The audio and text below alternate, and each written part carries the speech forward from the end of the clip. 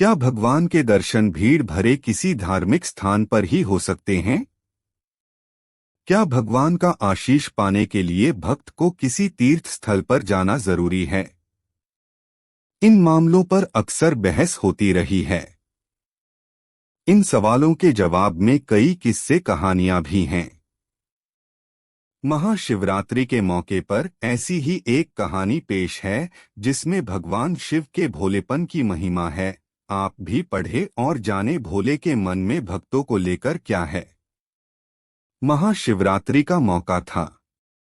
गांव के लोग रात से ही एक सिद्ध मंदिर में जाने की तैयारी करने लगे। लोग आपस में चर्चा कर रहे थे कि इस मौके पर भगवान शिव के दर्शन हो जाएं तो रुके काम चल पड़ते हैं और बिगड़े काम सुधर जाते हैं। सबने आधी रात को ही गांव से बैलगाड़ी लेकर चलने की तैयारी कर ली थी। उस मंदिर में दूर दूर से लोग आते थे। सो कल महाशिवरात्रि पर भीड़ ज्यादा होगी, इसलिए आधी रात से तैयारी जरूरी थी। सबकी अपनी अपनी परेशानी थी। सब भोले का दर्शन करके अपने दुख दूर करना चाहते थे। गांव से 10 बैलगाड़ी जा रही थी। कालू लोहार भी जाना चाहता था, लेकिन किसी बैलगाड़ी पर उसे जगह नहीं मिली। लेकिन उसने ठान लिया कि कुछ भी हो भगवान शिव के दर्शन तो करने ही हैं। हालांकि उसकी कोई मन्नत नहीं थी, लेकिन वह भगवान के दर्शन से अपना जन्म सफल करना चाहता था। सो पैदल ही चल पड़ा। रबड़ का रास्ता जितना चलता उतनी दूरी बढ़ती। आधी रात से ही कालू चल रहा था। सुबह हो चली थी। रात में तो पता नहीं चला, लेकिन जैसे जैसे धूप तेज होती उसकी भूख प्यास से थकान दोगुनी होती जाती। ऊपर से रास्ता जैसे रबड़ का हो, जितना चलता ऐसा लगता जैसे दूरी और बढ़ जाती। भूख प्यास से व्याकुल कालू के तलवे में छाले पड़ गए थे। खून रिश्ते पैरों में मिट्टी चिपक गई थी। पसीने से बेहाल हो गया था, ऐसा लगता जैसे अभी गिर पड़ेगा। दोपहर मंदिर पहुंचा तो देखा भीड़ इतनी कि रात तक दर्शन हो जाएं तो बड़ी बात। लोग आते ही जा रहे थे। धक्का मुक्की में बार बार वह लाइन से बाहर हो जाता और उसे फिर से लाइन में लगना पड़ता। एक बार तो भीड़ की धक्का मुक्की ने उसे आधे रास्ते लाइन से बाहर धकेल दिया। लाइन से बाहर होते ही वह गिरकर बेहोश हो गया। होश आया तो देखा लाइन पीछे और लंबी हो चुकी थी। थकान और प्यास तो थी ही, अब उसकी हिम्मत भी जाती रही। निराश होकर बिना दर्शन मंदिर से लौटना पड़ा। उसने वहीं से लेटे लेटे भगवान को दंडवत किया और भगवान से क्षमा मांगकर घर की ओर वापस लौट पड़ा। दिन था सो उसने शॉर्टकट रास्ता पकड़ लिया।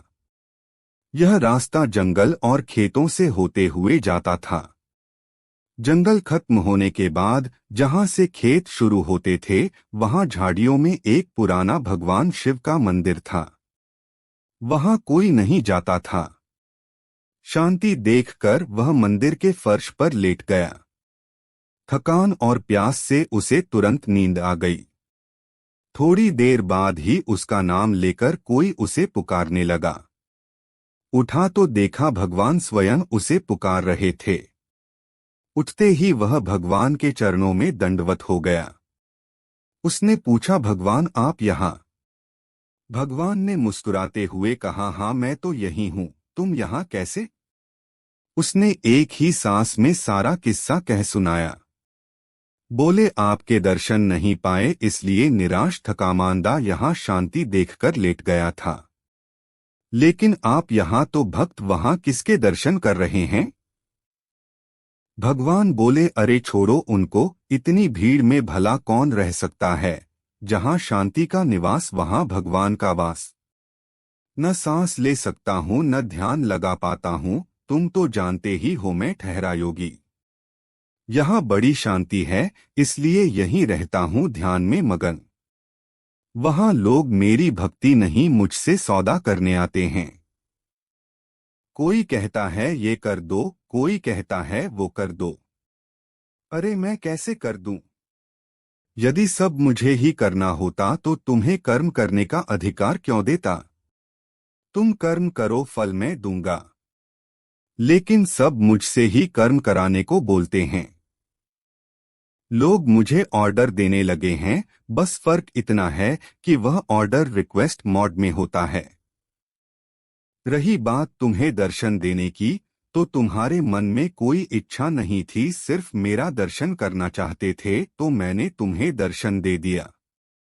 अब जब तुम मुझसे मिल लिए तो परंपरा के अनुसार मुझे तुम्हें कुछ वरदान देना होगा, मांगो क्या चाहते हो?